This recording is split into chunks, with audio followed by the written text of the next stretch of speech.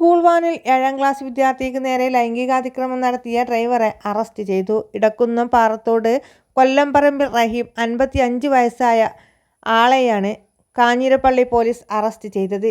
2025 ഫെബ്രുവരി മുതൽ 2025 ജൂൺ വരെയുള്ള കാലയളവിലാണ് കേസിന് ആസ്പദമായ സംഭവം നടന്നിരിക്കുന്നത്. കയ്യിൽ കടന്നു പിടിക്കുകയും കുട്ടിയോട് ഇഷ്ടമാണെന്ന് പറയുകയും ഫോൺ ചെയ്യണമെന്ന് ആവശ്യപ്പെടുകയുമായിരുന്നു. നിരന്തരം ശല്യപ്പെടുത്തിയതിനെ തുടർന്ന് പരാതി നൽകിയതാണ് രക്ഷിതാക്കൾ. കോടതിയിൽ ഹാജരാക്കിയ പ്രതിയെ റിമാൻഡ് ചെയ്തു. റഹീം 12കാരിയായ പെൺകുട്ടിയോട് തനിക്ക് ഇഷ്ടമാണെന്ന് പറയുകയും വീട്ടിലെത്തിയാൽ ഫോണിൽ വിളിക്കണമെന്ന് പറയുകയും ചെയ്തു എന്നാണ് രക്ഷിതാക്കൾ പറയുന്നത്.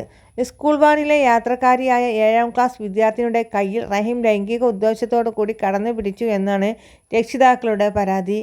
കുട്ടി വഴങ്ങാതെ വന്നതോടെ ലൈംഗിക ഉദ്ദേശത്തോടെ പിന്തുടർന്നെത്തി ശല്യപ്പെടുത്തുകയാണെന്നും ഭീഷണിപ്പെടുത്തുകയാണും ചെയ്യുന്നത് എന്നും പരാതിയിൽ വ്യക്തമാക്കുന്നു.